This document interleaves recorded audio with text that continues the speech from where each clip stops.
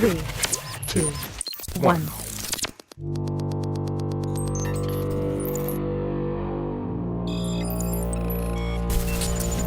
Research. Innovate. Educate. This is RTP. This is RTP180.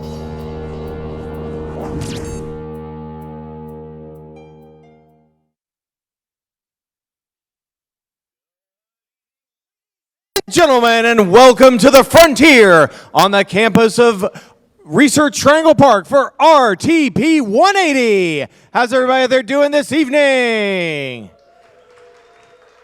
Awesome, you're small but mighty, and I appreciate that about you. Now, we are here for RTP 180 for November 2021. Our topic is Pay It Forward, a way to make the world around us better.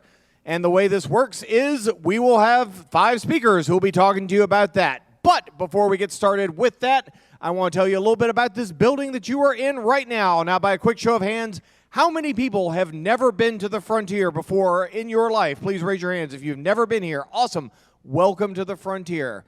By another show of hands, how many people are making your very first visit to the Frontier here tonight? It's most of the same people, except for that guy eating the popcorn. Awesome. That was the same question, y'all. Well, for those of you who have been here before, or those of you who are coming here for the very first time, you are here at the region's only free co-working facility. And this co-working facility presents events like RTP 180, presented by our sponsor, RTI International. Now, if you come here during the day, you'll see a place that looks a little bit like this, but with different sorts of chairs. It looks a lot like that. Now, you can stop by here, post up at a desk. We're conveniently located, if not the heart of RTP, then at least the duodenum, so you can come here if you're having meetings or you just need to get out of the house like most of us do. There are all sorts of events here. There is yoga, there is dog parks, there's bubbles apparently, and right behind me, that way, is the box yard, which is now officially open. All the vendors at the box yard are open. They can't wait to see you. So after RTP 180 tonight, if you have the time, I recommend you stop by over at the box yard, say hi, check out what they've got going on. There will be live music from 7 to 8 p.m., and who doesn't love live music, especially if I'm not singing? Now, the way this works, I wish I was kidding. Okay. The way this works is we'll have 5 speakers up here. They will have 5 minutes to speak to you on their area of expertise. At the end of that time, there will be 5 minutes of question and answer. Now, if you look around, there's some empty seats here. So those of you in the audience, you have to promise me something. And yes, this isn't TV. I can see you. You have to promise me that you will be listening to our speakers. You will be thinking of your questions. And when I ask for Q&A, you will give us those questions so it's not awkward silence for all of us. Can you do that for me?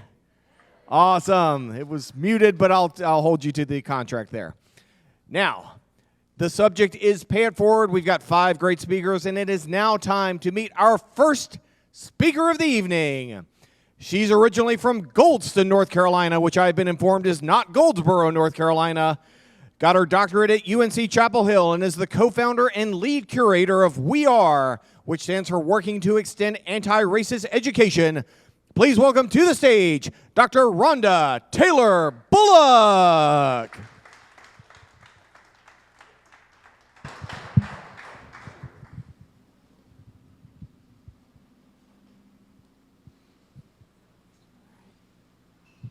Good evening, everyone. Thank you so much for that warm welcome. Because Dylan Storm Roof murdered 9 black people at a church in South Carolina. Because students at East Chapel Hill High School thought it appropriate to mock slavery using Confederate flags. Because George Floyd, because Ahmaud Arbery, because Breonna Taylor, because racism is real. Racism became real to me at 5 in kindergarten. I was sitting at a round table, and one of my classmates went around and invited everybody at the table to her birthday party except for me. I was the only black kid at the table.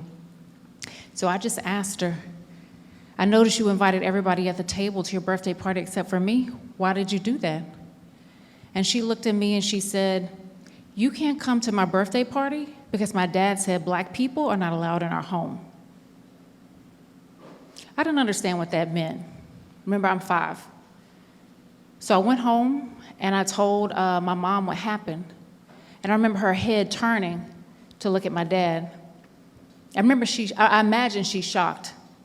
So she said to me, "Rhonda, we don't invite ourselves to other people's birthday parties." And I said, "Okay, Mom, I won't do that, even though that's not what I thought I did." I said, "Okay." So that answer sufficed until it happened again at 7. At 7, I'm in Girl Scouts. Any current or former connection to Girl Scouts or Boy Scouts in here? So when I say we were out doing a community service project trying to earn a badge, you all will understand what I mean. It just so happened that year I was the only black kid in Girl Scouts. All the girls were in a huddle talking. And when I walked up on them, they stopped talking. What does that mean when you walk up on a group of people and they stop talking? Shout it out. Thank you. They're talking about you. So I pulled my best friend out of the group. And I looked at her and I said, "Hey, when I walked up, you all stopped talking. That's kind of weird. Why did you do that?" She looked at me and she said, "Rhonda, please don't be mad at me. I'm having a birthday party later today, and my dad said that you can't come because you're black."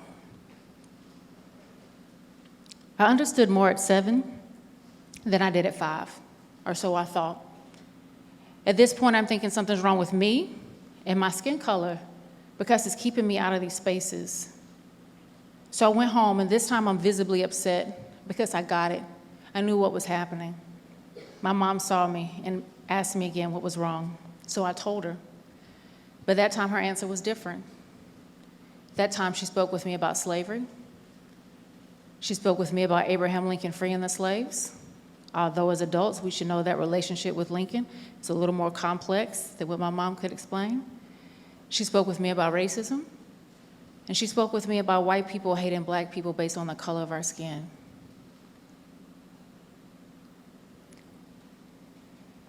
My name is Dr. Rhonda Taylor Bullock. I want you to think about, when did race become real to you? I am the co-founder and lead curator at We Are. We Are stands for Working to Extend Anti-Racist Education. At We Are, we provide anti-racism training for children, families, and educators. We use a 3-pronged approach to dismantle systemic racism in education and beyond by offering summer camps for kids in rising 1st through 5th grade, professional development for educators, and workshops for parents and families. I'm a critical race scholar. I do critical whiteness studies specifically, and I study white children's racial identity construction.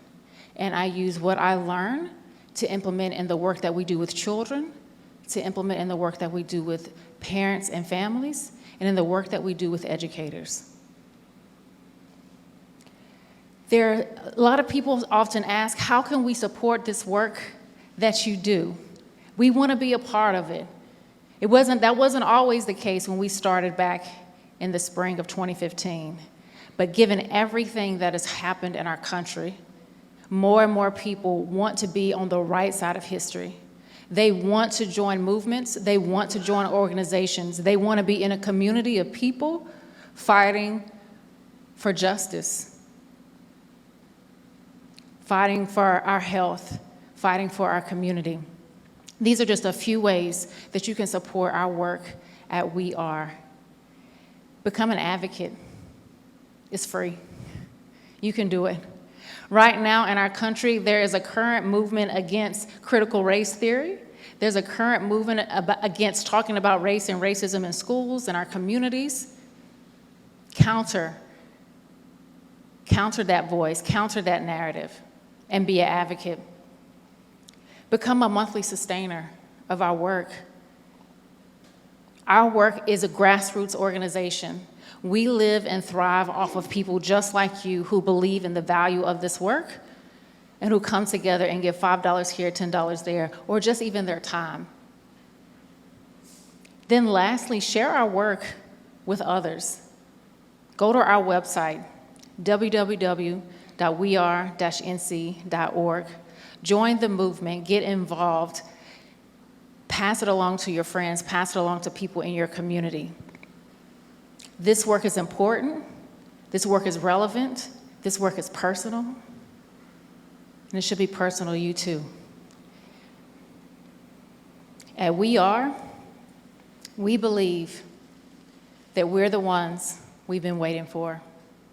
Thank you so much.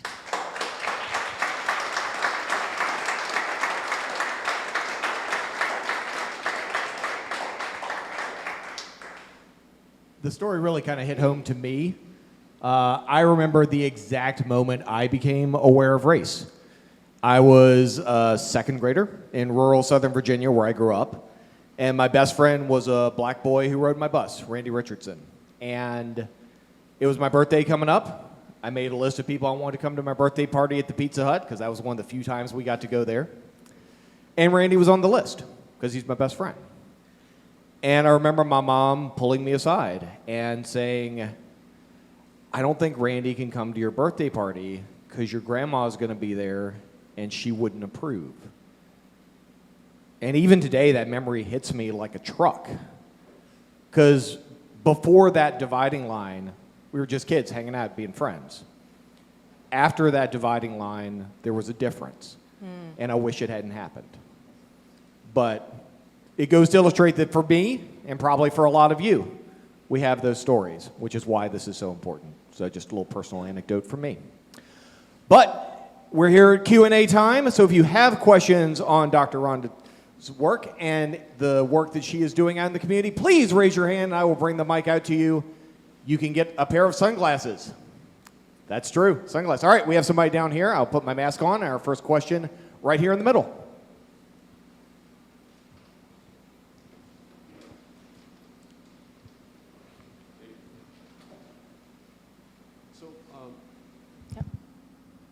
My experience with, is this on? You can hear me? All right. My experience in the past few years seeing the socioculture and how it's changed, I've learned a lot from the quote, it's hard to demonize those with whom you've broken bread. And I've looked to the work of Daryl Davis and other people who have built conversations around those whose ideas one might oppose in order to build consensus and relationships.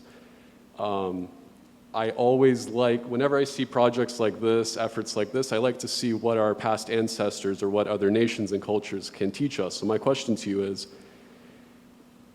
your presentation, I heard words like movement, fight, and counter. Can we look to the past from when we've invited our next generation, our youth, to take part in such activities? And what kind of surprising insights did you discover from that, from pulling youth into this kind of this kind of dynamic, looking at something with that connotation? Thank you. I've learned so much from the youth. They are inspirational. They give me hope. And they ask hard questions. And then so much of who we are as adults, we've been desensitized to some of the violence that we're currently seeing and experiencing. And sometimes it takes the innocence of a child's question to bring us back to realize how absolutely crazy, horrible, and violent racism and bigotry are. And so I say that to say there's so much that the children have to teach us. There's so much, I feel like they're carrying the spirits of our ancestors and the fight. Some of us as adults, we get comfortable with the status quo. We get comfortable with the rigmarole and the day-to-day, especially if we're not the target of discrimination. But the children aren't comfortable. They immediately want to join. They want to learn more. They have a lot of questions that some of us have just taken for granted. And so I like to say they're carrying the spirits of our ancestors. They're reminders, they're daily reminders that this is not normal. And that we have a lot of work to do. And we have a lot of work to do because they're watching us and learning from us. And we're their first model. Excellent stuff. Other questions, raise your hand. Awesome, we got a couple more. We'll go right here to the front row, and then we'll come down to that side. Hey, I noticed your Twitter handle is Disruptive Peace. Can you talk a little bit about how you came to that phrase and what it means to you and what it means for We Are? Yes, disruptive peace. So one of the things I will note that my title is disruptive because it does not have an E after the V. That was on accident because Twitter. Somebody already had it. However, the disruptive peace, that is me. I realize that I'm a peacemaker. I want to live in peace. I want to live in unity. I want to live in community. I believe in diversity. I believe in inclusion. I also understand that some people's peace is contingent upon oppression. Some people's peace is rooted in white supremacy. Some people's peace is rooted in a place of comfort, knowing that other people are being harmed. So you can't just be a peacemaker. You got to disrupt some things. You got to disrupt some people's comfort. You got to make them uncomfortable. And sometimes you have to tear some things down so that you can build some other things up. And I believe that that's possible. And I wake up each and every day, how am I embodying being a disruptive peacemaker? I'm not going to waste my time while I'm here. Life is short, and if COVID has taught us nothing else, it has taught us that the next minute is not promised. And so while we're here, I'm not going to bury my talents. I'm going to use them to the best of my ability to be disruptive and try to co-create the world that I would like to live in. Excellent. I think we've got time for one more question. One more question, if anybody wants to raise their hand, one more question. Okay, we've got one over here.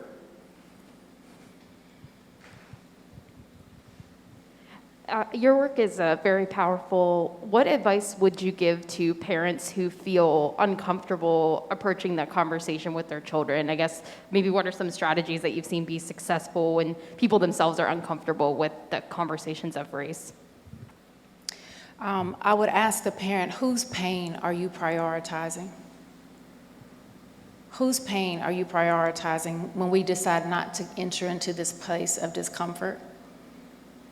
I would say to think about the most marginalized. I would say think about the people who are the target of discrimination, to center what it might feel like to have that target on your back or on your front, and use that to motivate you and drive you past that discomfort. If the last few years have taught us nothing else, is that there is a sense of urgency. We can go backwards. And do you want to be a part of contributing to going backwards? Or do you want to be a part of contributing to going forward? And then I would tell them to email me at admin@weare-nc.org.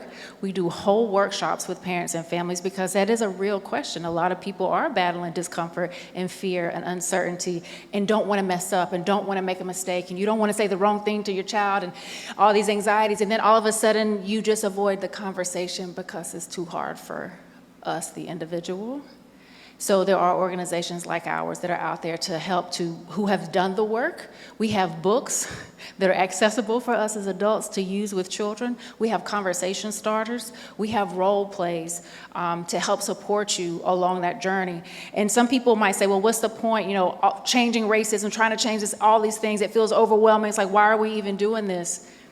You have to zoom into your locus of control.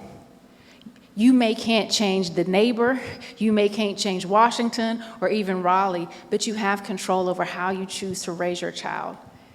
And that takes that big, overwhelming feeling and brings it down to, this is what I can do.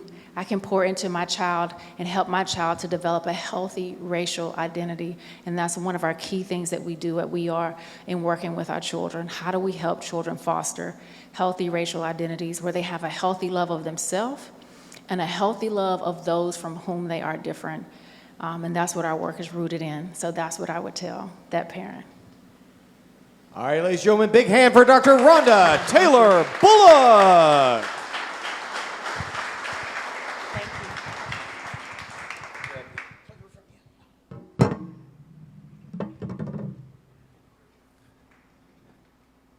Powerful stuff there. All right, ladies and gentlemen, our second speaker of the evening is a certified life coach and donor engagement manager with Stop Soldier Suicide. Please welcome to the stage, Amy Dozier.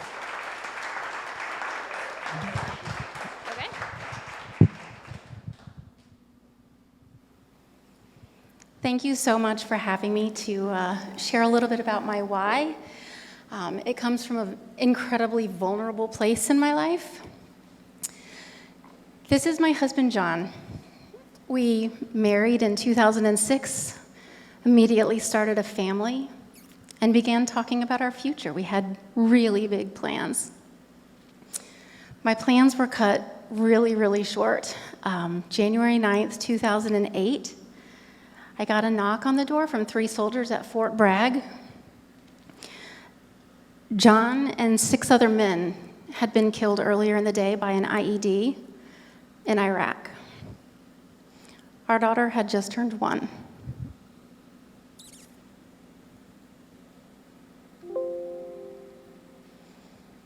This is actually our first family photo. It's in Arlington National Cemetery because, to be really honest with you, I just assumed we'd have more time.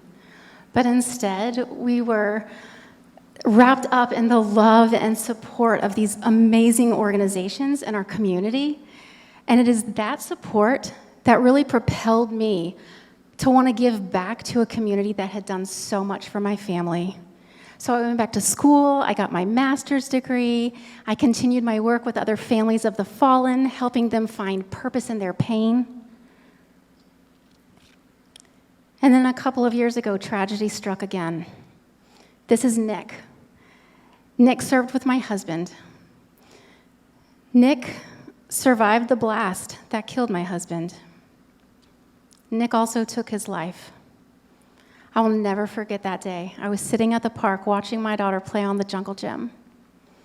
But I knew in that moment, I had to be a part of something so much bigger than myself. I wanted to be a part of the conversation about mental health in the military.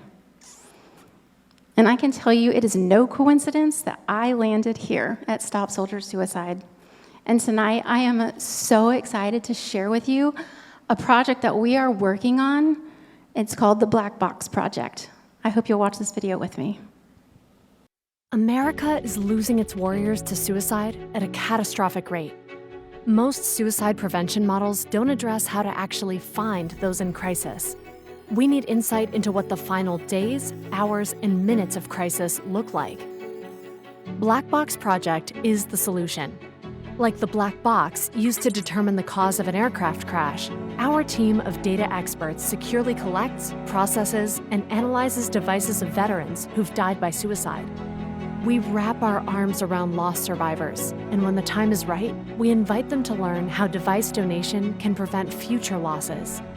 By collecting data such as social media posts, text messages, media files, and browser history, our machine learning and artificial intelligence algorithms build models of pre-suicidal behavior and identify red flag patterns.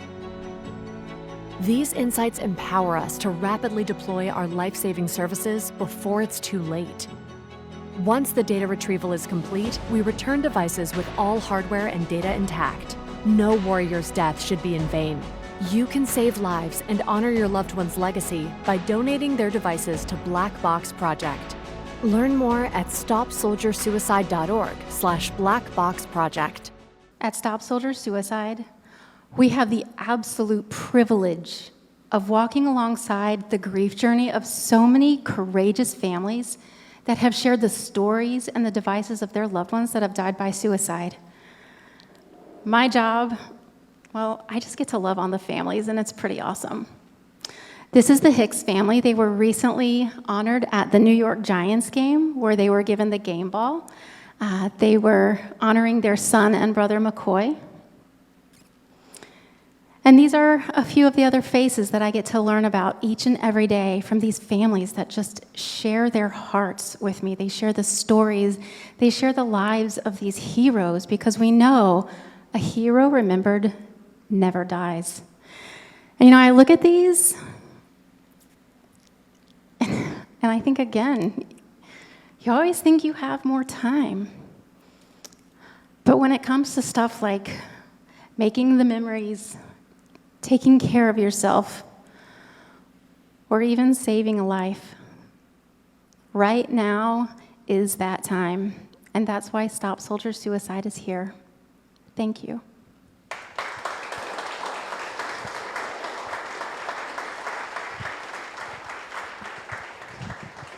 All right, it's Q&A time. If you have questions about her work with Stop Soldier Suicide, please raise your hand. We've got our first question here, front and center. Good evening, Matt. How are you doing today? Thank you so much for that beautiful presentation. And actually, I'm a member of the United States Marine Corps, so this is a problem that so many people deal with that they're not willing to speak out about because they're sort of subconsciously taught that it's, as a man in the Marines, you don't talk about this. And this past weekend when I was in Lynchburg, Virginia, one of my really good friends, we found out that he took his life because he was fighting these battles that we were unaware of. So my question was, what can we do as service members to help bring these resources into the military? Because we're only offered PHOP, which is, right, like some counseling, but some very basic, not so in-depth training. It's not good counseling. It's Sure. Here, this is free, like we'll give you some time. So what can we sort of do to provide more help within the military? Sure, thank you for that question. Thank you for your service, and I'm deeply, deeply sorry for your loss recently, truly. I have a wonderful colleague, Chuck Eastman, who is here that can probably answer your question a little bit better about the ways that you can become involved, the ways that we can help you, your battle buddies, your network. So I welcome Chuck. Come on up. It's a little unexpected, but great question. I served in the Army for 20 years, so I understand that there's an existing problem within DoD. One of those big problems is the stigma associated with going after help. Everyone's worried about losing flight status or losing security clearance or losing access to the arms room. So for active duty, it's a unique challenge, but upstream intervention is even more important on active duty. So as a veteran, you know, if I had a moment of crisis and I ended up in an emergency department and I didn't show up to work that next day, sure, my boss would probably yell at me, but that's about it. Active duty, you don't show up to work the next day, it becomes a waterfall effect of more bad stuff. So there's UCMJ effects, so Uniform Code of Military Justice. So you start getting in trouble, then you start coping with that, and then it starts rippling. So I think, from my perspective, to address it at active duty, it needs to be a change in the narrative of, you know, it's okay to be okay, and it's okay to seek help. And you can't hold somebody against that for either career or access to whatever, or just to do their job. So I don't know if that helps answer your question. All right, any other questions for our tag team up here? You can raise your hand. We can also get you some website information and some other information if you'd like it afterwards. All right, got another question here from the aisle. Hello, thank you for your work in particular. And I have a adopted son that was in the Navy, and he had a soldier that also just jumped ship and was gone. They have never found him.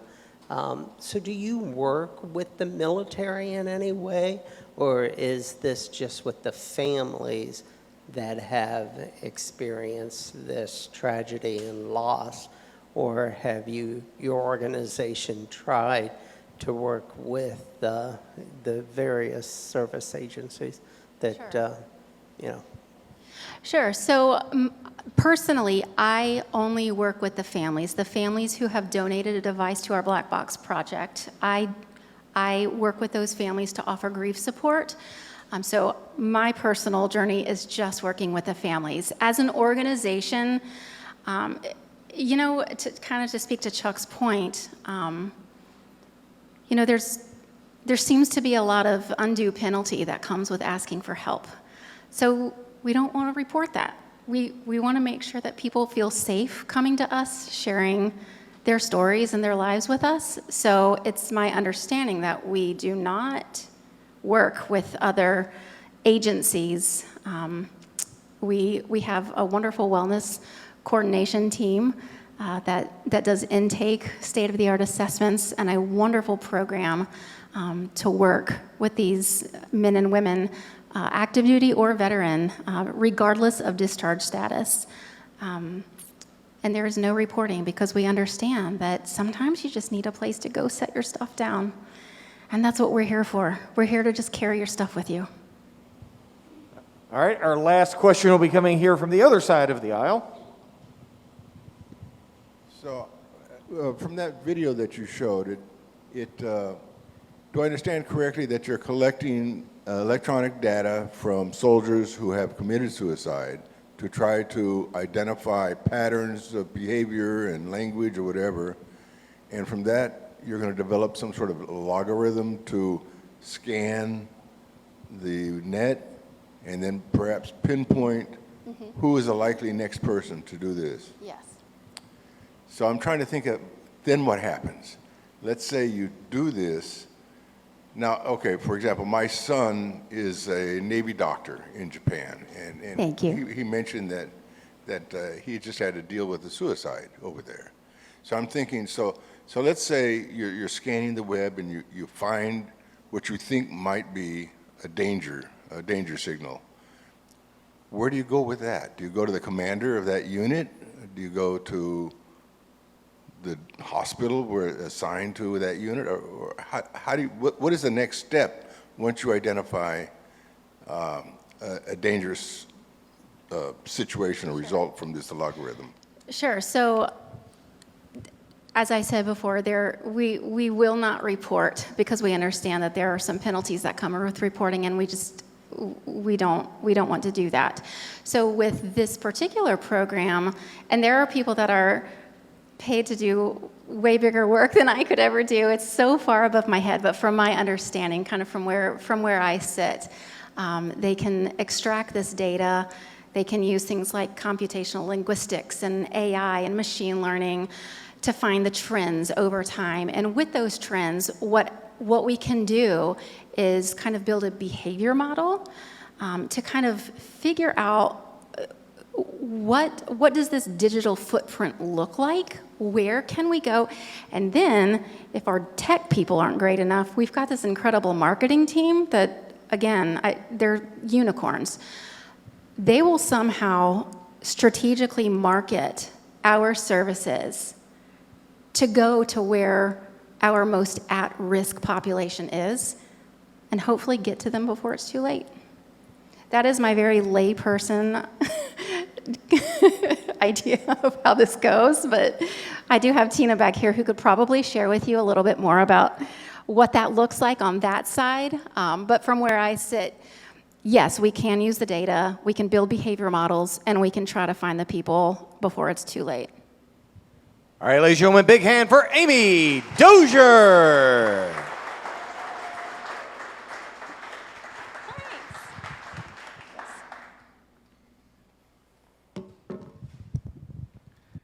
Excellent. We are now moving into our third speaker of the evening.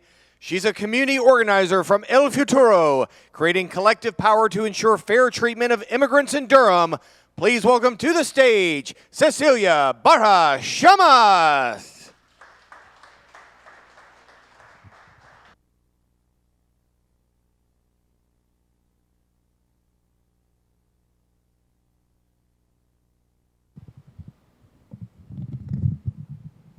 Buenas noches. How is everybody doing? Thank you for being here. It is my true privilege to share this space with all of you. So my name is Cecilia again, and I am from Bolivia, but also from Durham. I am a Durhamite, and I am a board member of El Futuro. El Futuro is a nonprofit clinic that provides mental health services in Spanish and English, both to our immigrant community in the Triangle area, but also in 20 different counties in North Carolina. But let me introduce myself. So I'm the one here with the pink jacket. I was 13 years old, that is in Bolivia, my country, south of Bolivia. It was winter, it was extremely cold. And my dad, who worked for the Catholic Church, he took me for a trip to visit American Maryknoll sisters who were working with the poorest of the poor, with the Guarani communities in El Pilcomayo. When we arrived to the shacks, it was empty, so we decided to walk to the river. We only found this young person who's about my age. We share exactly the same features, we come from the same place, but she was not wearing the same jacket that I was wearing. Actually, my mom, Edith, who's with me here as a proud mother, he bought me this beautiful pink jacket from Argentina, and I was so proud to be warm and cozy and feeling protected from the winter. But she was almost naked, without any shoes, without any jacket. And that was the first feeling that I had, talking about when was my call, as Rhonda was calling, of injustice. We are sharing the same space, but with so many different opportunities. 10 years later, after this experience, I found a political party with other youth in Bolivia and poor neighborhoods in La Paz. And 6 months later, I was elected the youngest city councilwoman in La Paz. We opened our remarks in the Congress saying, porque hemos perdido el miedo y hemos recuperado la esperanza, because we have lost the fear and recovered hope. And 30 years later than Pilcomayo River, I arrived to Durham with 3 kids and my husband, who's also here. And when I was knocking on the doors, working in affordable housing in East Durham as a community organizer, I didn't only find poverty that was obvious to my view, but also I found people who were afraid and people who have lost hope, the same that in my home country, Bolivia. So there is Luke Smith, the executive director of El Futuro, that is also sharing the space with us tonight. So let me stress every single word of the mission that we accomplish at El Futuro. So Spanish-speaking immigrants can access culturally responsive mental health services. You know, one of these sentences that you say it and sounds good, but let me break that sentence because every single word is a challenge for us. So Spanish-speaking immigrants can have access to culturally responsive. It's not enough to know how to speak Spanish. Mental health services, that was something that we just heard from Amy. Every single step of our mission is a challenge. We have almost 2,000 clients every year. We serve 14,000 therapies. We work across 20 different counties in North Carolina online. And 70% of the people that we serve have been victims of crime. So what COVID has done throughout the world is exacerbate what has been happening. So what are the two more frequent diagnoses that we have in El Futuro? It is depression, and it's feeling the stress and the trauma. This is in July 2019. Those were the services in the red bar. Those were the services that we were giving online, 2019. Those are the red services that now we're giving online because all of you are working remotely. This is what happened to our waiting list. So Luke is always worried how many people are waiting to receive our services. So people have actually asked for help. We always have about 100 people waiting to be served with therapy. Look what COVID has done with our community. It has exacerbated a mental health issue. We almost had 450 people waiting in the list. Imagine how many people are still not even reaching to us. So what is happening with our community? And almost it makes sense after what Rhonda said and Amy said. So when we want to speak about mental health, we have difficult and academical approaches and difficult definitions, but actually Luke gave me the best definition. Mental health is healing fragmented souls. Is healing fragmented relationships. So the people who come to El Futuro are people who have a fragmented soul, but also who have problems with their family, with God, with their community, but mainly with their own selves. Immigrants are living in this country because they're resilient and they believe in themselves and they want to believe in el futuro. But they have lost faith in themselves, in their own agency. Sorry. So what we're doing is a way of healing. And the way of healing for us, it is through the therapies that we provide. It is by delivering prescriptions. Amy was gathering data. But what we have found actually is the best way to cure fragmented souls is by being, the whole sense of being. And that means that we are doing community gatherings like this one tonight, where we share pupusas and burritos and burgers and hot dogs, where Luke can learn to say garrapata without making any mistake, and we will learn to say water without too much of an accent, where we can be a community that makes sense for us.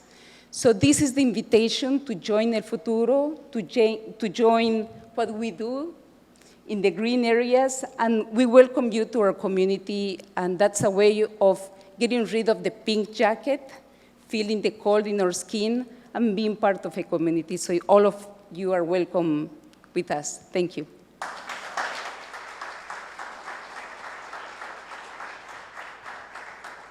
Questions about the work being done at El Futuro? Please raise your hands. You can get your answers about the immigrant community in Durham and in lots of counties around North Carolina. Remember, we made an agreement, y'all. Okay, question from over here.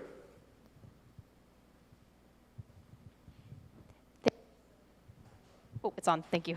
Thank you so much for your work. I wanted to ask, if as you mentioned, there's a number of people that are waiting for resources and that have reached out and are in that kind of waiting period for your organization. What types of resources do you provide to people in that waiting period before they can have a counselor assigned to them? Mm-hmm. I think I'm going to be as resourceful as Amy has been and invite Luke, who is our executive director. Because it's a chain of services, not only in El Futuro, but also in different organizations. So, Luke, you're more than welcome. Well, now I'm up here, and I was wanting to ask a question. What Cecilia so eloquently described is that bringing community together is a real healing moment. So actually moving out of what we've defined as professional services and into community organizing, into a fiesta, into peer support of people who are in recovery who can then give a hand to the next Maria or Jose who can say, I went through it too, and then give people hope to move into the future. A lot of classes now, and what's interesting is that the immigrant community has really accepted the video technology. Which is no surprise because a lot of them were using WhatsApp before the pandemic to talk with their friends and family back home. Mm-hmm. Yeah. All right, other questions about the work being done for our immigrant communities here? All right, we have a question up front here. I'm curious because we have these giant medical systems here who also provide mental health services. If you all have interacted with any of the other mental health providers to try to bring in more culturally sensitive and informed care to those settings as well. So actually, one of the main components that we have is bilingual services. And every time that we are hiring psychologists, we are also fighting to have who's going to hire. Is it going to be us? So there is very little human resources that can provide bilingual services and who can also be culturally responsive, who will understand what they're going through. So we are part of a network, but actually El Futuro has become the reference point in mental health for the immigrant community. So we have become the source of knowledge. That's why one of the things that we're doing is La Mesita. It's an online training, and we have 350 people from North Carolina being trained on how to deliver these services. All right, ladies and gentlemen, big hand for Cecilia Bara, Chamas.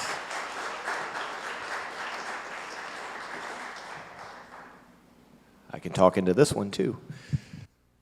It's a stage party up here, y'all. All right, ladies and gentlemen, we're moving on to our fourth speaker of the evening.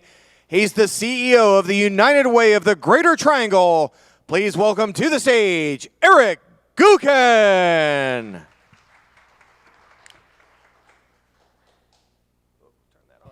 Thanks. I feel like I'm a fighter. I feel like I'm getting ready to jump in a ring here. It's great to be with you. My name is Eric Guckian. I'm the CEO and president of United Way of the Greater Triangle.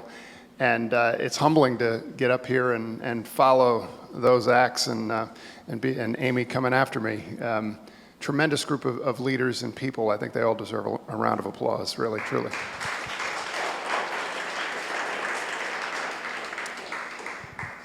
So our mission at United Way of the Greater Triangle is to eradicate poverty and increase social mobility through the power of partnerships. Eradicate poverty and increase social mobility through the power of partnerships.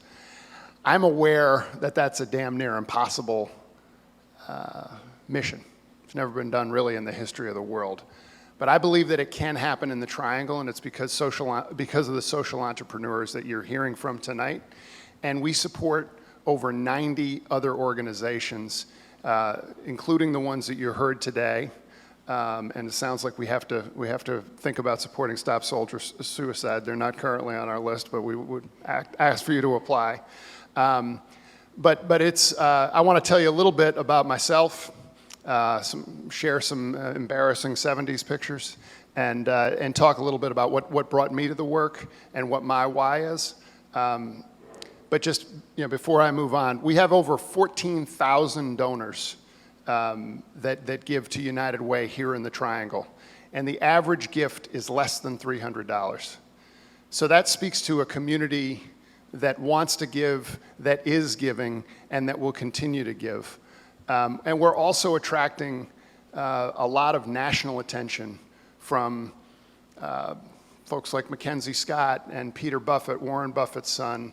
And it's because of the work that we're doing to rally the support of folks like Cecilia and Dr. Bullock and the two Amy's. And we get them together. It's not about you might hear a little bit about money, and that's part of what we do. But it's not about the strength of our campaign. It's about the power of our platform and our ability to talk about how, because we're not going to eradicate poverty with one organization, right? We're not going to come out of this pandemic with one organization. We have to do it together. So I'm going to share some pictures about myself and talk a little bit about what brought me to the work, and then how it kind of expanded from there. So these are the embarrassing early 80s pictures that I promised. This is my mom and dad, Dennis and Deborah Guckian, and they are my heroes. My dad is a plumber. He's retired now, but he is a 50-year union member. And my mom, who's also retired, is a respiratory therapist. I'm the first person in my family to go to college. So when we talk about social mobility, I am a product of that. My parents worked extremely hard for the opportunity for me to be able to go to school and to have a cool job like the one that I have today, and have the kind of opportunities that I have. I've jumped a class, and I've done all of those things. I would stress, though, that while I did not grow up wealthy, I grew up with tremendous privilege. I am a white man. I am a white man, and I had all the benefits of that, and I continue to have all the benefits of that. I don't have a story like Rhonda and Cecilia, and that is because of my whiteness. So when we talk about being an anti-poverty organization, we also have to be an anti-racist organization. And anti-racism is for all of us, especially us white folks, okay? So that's something that we believe very strongly, and that's why we support it. We support it over and over again in the work that we do. This is me. This is my first job out of college. I worked at Teach for America, and I was a fourth grade teacher in the South Bronx, right by Yankee Stadium, the old Yankee Stadium. It was the poorest congressional district in the country at the time, and it remained so. And what I hear often when people say, "Whoa, you taught in the South Bronx, what was that like? It must have been really crazy." And Poverty is poverty wherever you go. I then moved on to go to work down here in North Carolina. My wife Lisa is from rural North Carolina, and I worked at Teach for America all in rural North Carolina.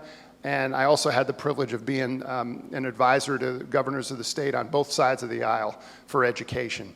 And what I learned as I got deeper and deeper into education is what I started off at the outset. We are not going to do this with one program all by ourselves. We have to work together across lines of difference to make this happen, okay? And we have to be willing to take on innovation and to support social entrepreneurs like the ones you heard from here today, and established organizations. There's a tremendous network of organizations that are here, and you just need to lean in and ask questions and get active, because there are different ways that you can engage. So that is why I just can't say enough about the organizations that we support. It is not about us, it is about them, and it is about we working together, all of us. Think of us as a mutual fund for social impact. So when you give to United Way, you're giving to all of the organizations, not just one of the organizations. And you also have the opportunity, if you want to designate, to give to any one of those organizations, and you should do that. And one of the things that we do, and that I've been CEO of United Way for about 5 years now, one of the first things that I did was waive any administrative costs, because we don't want to counsel people out of their passions. Dollar for dollar, it goes to and through those organizations. So I'm proud to stand here before you as the CEO of United Way. I ask that you get engaged, and I'm tremendously humbled to be sharing this stage with so many great social entrepreneurs and leaders. Thank you. It's Q&A time for the United Way Triangle. Raise your hands if you've got questions about the great work they're doing in our community. Again, this isn't TV. I can see you. Oh, we've got one from somebody in the back. I wonder who this could be. Question. I know her. Yes, not get in front of the camera. Ma'am, what is your name? I'm Amanda. Hi, everyone. All right, question from Amanda. Hey, Amanda. Hey, Eric. Thanks for speaking tonight, and thank y'all for being here. Question, if I worked in an organization who wanted to get involved in giving with United Way, how would I go about doing that, and what kind of programs do you have? Yep, you can reach out, go to our website, and we can immediately get opportunities for you to engage, not only in terms of financially, but also in terms of volunteer opportunities. I skipped this slide earlier, but whoop, what am I doing?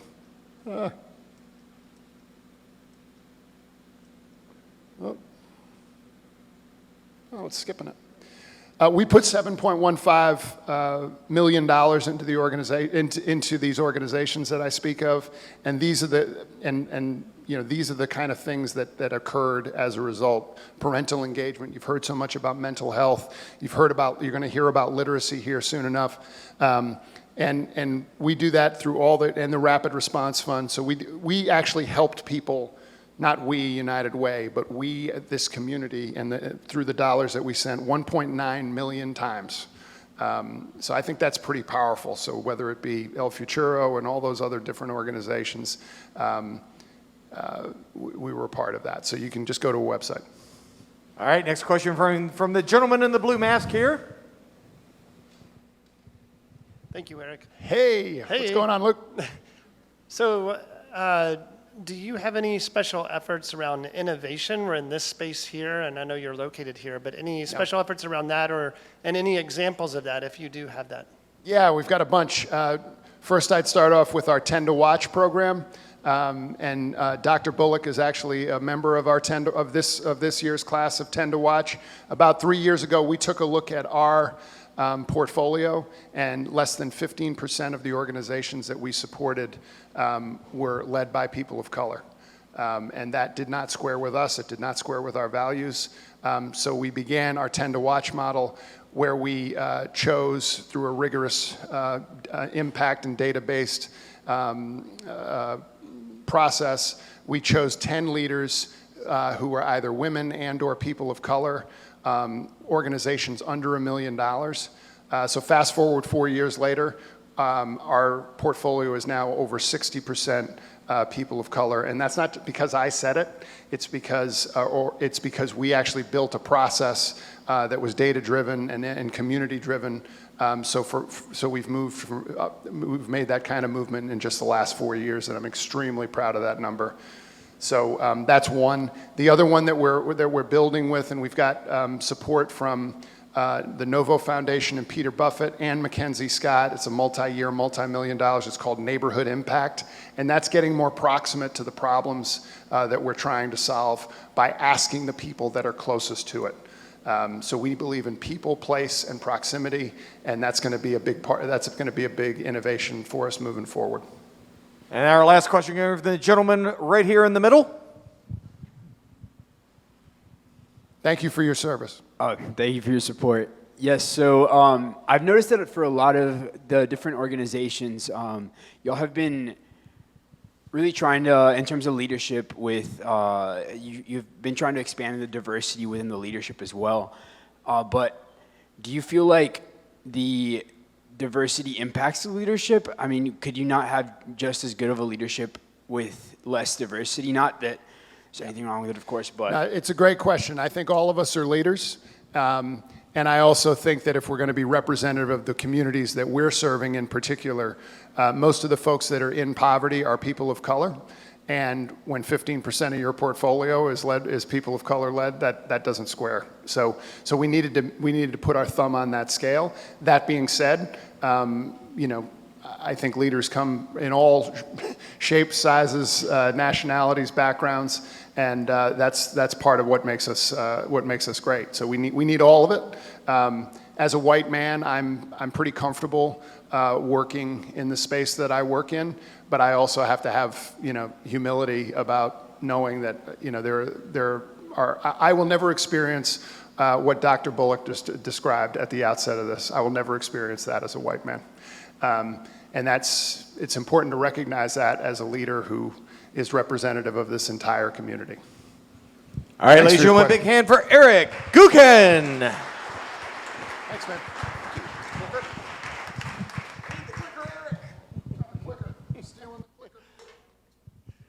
Your donations will go to buy us a new clicker. All right. And it's time for our final speaker of the evening. She serves as the Director of Development for the Durham Literacy Center. Please welcome to the stage, Amy Bogie.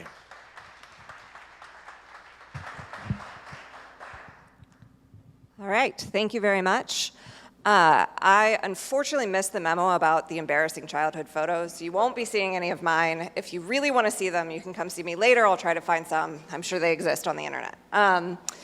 So I work with the Durham Literacy Center, and one of our guiding principles comes from Dr. John Hope Franklin, who, if you are new to the area and you're not familiar with his work, I encourage you to look him up. He's a very influential scholar who was here at Duke for a long, long time, so he's a great source of knowledge and wisdom. He said that every time we spend 5 minutes of our time teaching people to read and write, we contribute to the improvement of our society. And Dr. John Hope Franklin was actually a board member of the Durham Literacy Center when we were first getting started.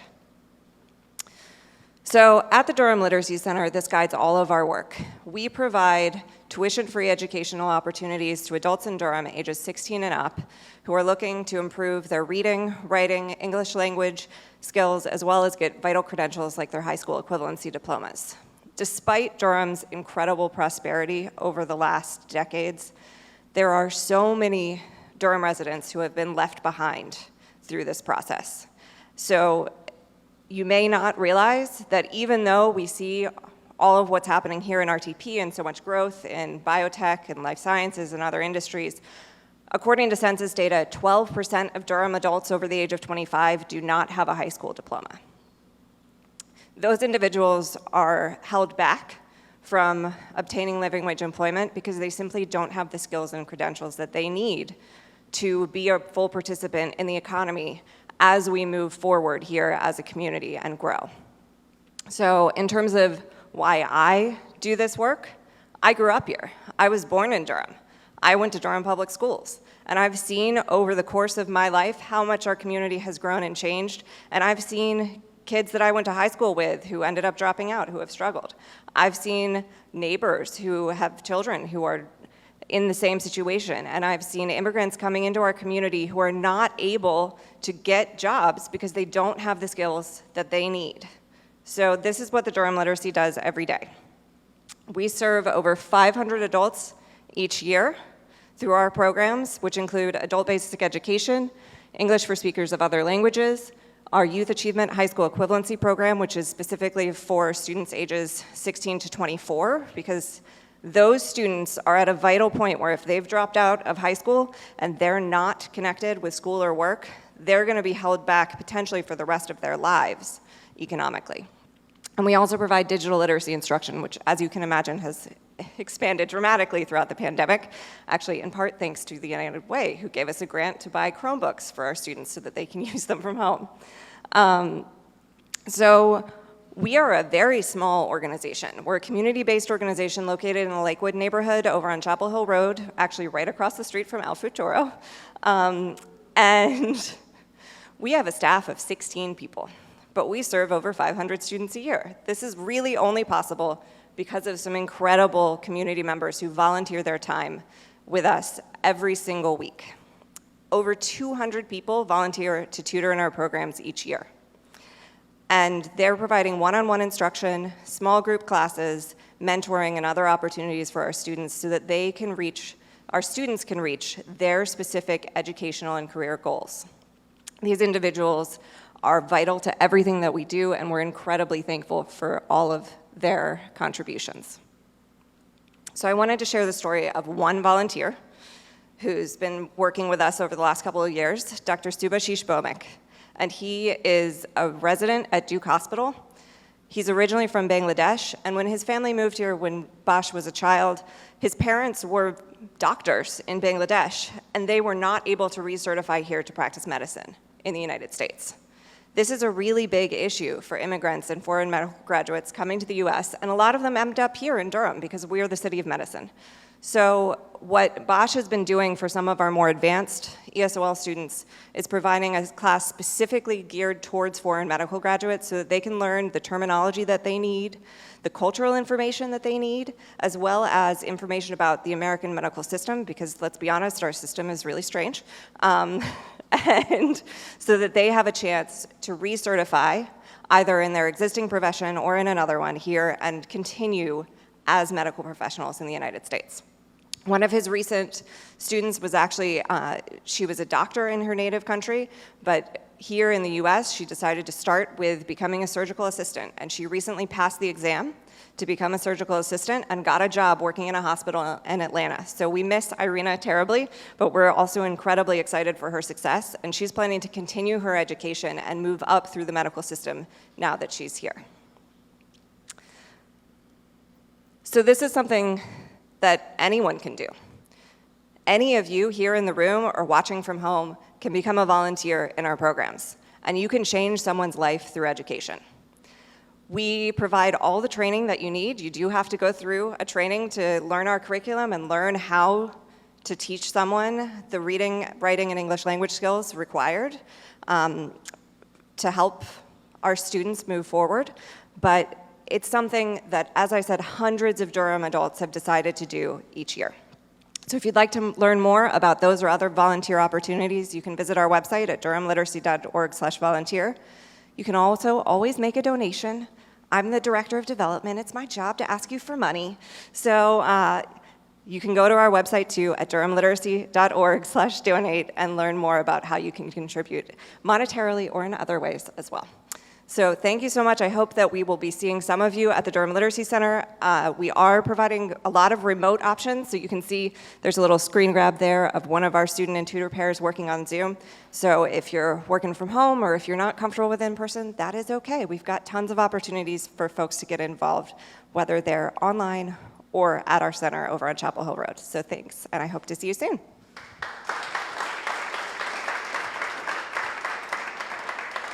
It's Q&A time about the work being done at the Durham Literacy Center. So raise your hands if you've got questions for Amy Bogie about the work she's doing out in the community and how the Durham Literacy Center is helping people progress in their lives. All right, got a question in the back here. Somebody remembered our contract at the beginning of the show, not naming any names. Yes, sir. Hi, I just want to say, this is more of a comment than a question. I have been to many of these performances, or presentations, I should say, and the four ladies and the gentleman tonight have touched my heart because you all represent the best of people in a time that we've lived in right now that's been so divisive and so harsh.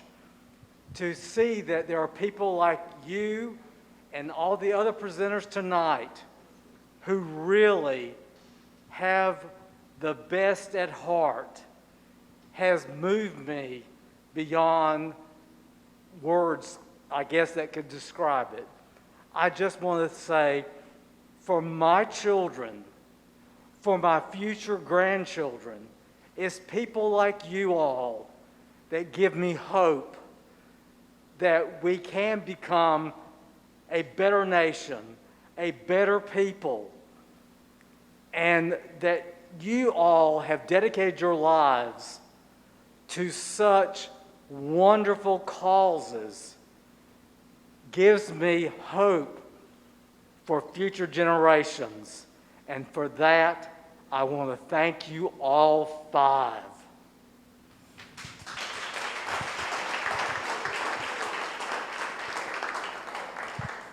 So to follow on that, with something that is a question, what is it that you've seen that is the most rewarding about your work at the Durham Literacy Center out in the community? I think it's really that we see the ways in which our students have become empowered. They grow in confidence as they grow their skills and their knowledge, and they're not necessarily staying with us past that point, but students who have graduated from our programs have gone on, our high school equivalency graduates have gone on to attend not just Durham Tech, but four-year colleges. They've gone on to get advanced degrees. They have amazing careers. And we see that this has a trickle-down effect not just on their lives, but on their whole family. So literacy is an intervention point at which we are not just talking about one individual, but also it's about a mother reading to her child or helping their child with homework, which is going to improve the educational outcome for that child as they grow up, and then later for subsequent generations. It's just a really wide-ranging thing, and as we see them reach their goals and achieve their dreams, I mean, that is why we do this. Absolutely. Other questions about the Durham Literacy Center and the work they're doing? Question up front. This guy looks familiar. Hey, Amy, how has the pandemic affected your work at the center? Yeah, so we went fully remote on March 13th of 2020, and we are still fully remote. And when we first shut down, we were thinking that it was going to be 2 weeks, and obviously we are at almost 2 years. So everything has changed. I think the emphasis on digital literacy has, I can't express enough how much that has impacted our work, and we realized that a lot of our programs were not necessarily integrating those digital skills into every single thing that we did. So that's something that we're changing and have already changed. We also built out a whole technology lending library. So now, with the help of the United Way and the Duke Durham Fund and some others, we have over 100 Chromebooks and tablets that we can lend to our students. They can take them home. They include Wi-Fi hotspots sometimes if they don't have internet at home, so that they can get online and connect to classes from home, but also do whatever else they need to do. Connect to other vital services. So it's really changed the way that we do everything, honestly. And I think it's here to stay. So as we look, we're hoping to be able to reopen this spring as COVID numbers have started to come down.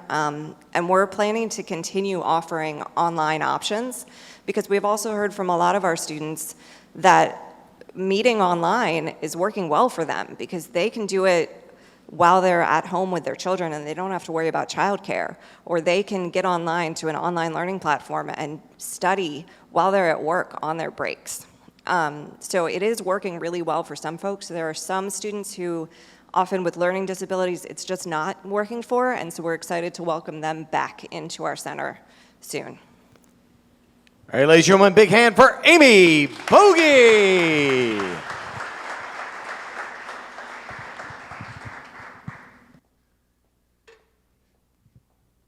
All right, ladies and gentlemen, this concludes RTP 180 for November. We did run a little long, so thanks to our friends at PBSNC for sticking with us. But I think as we all agreed kind of collectively, this deserved the extra time. So thank everybody for coming out here. We will be back here in January. Our topic will be real estate. We switch it up here, folks. Also, right after this, the bar will be open. Wait for it. And also the box yard will be open, so you can walk right across the lawn here. Check out the box yard. Fully open now. Multiple years in planning, a pandemic in the middle of it, but it is finally open. Please go check that out. It's been a weird year, y'all. We started off online. We're ending up in person. Things are kind of back, kind of not. I think from our 5 speakers tonight, though, you have seen that each of us has a way we can contribute to make the world a little bit better. Lean on the experts who are doing the work. Contribute however you can. Get your shots. Enjoy your holiday. We will be back in January. On behalf of RTP 180, presented by RTI International, I've been your MC, Wade Mentor, saying thanks for coming out. Enjoy the holidays and have a safe journey home. Good night, everybody.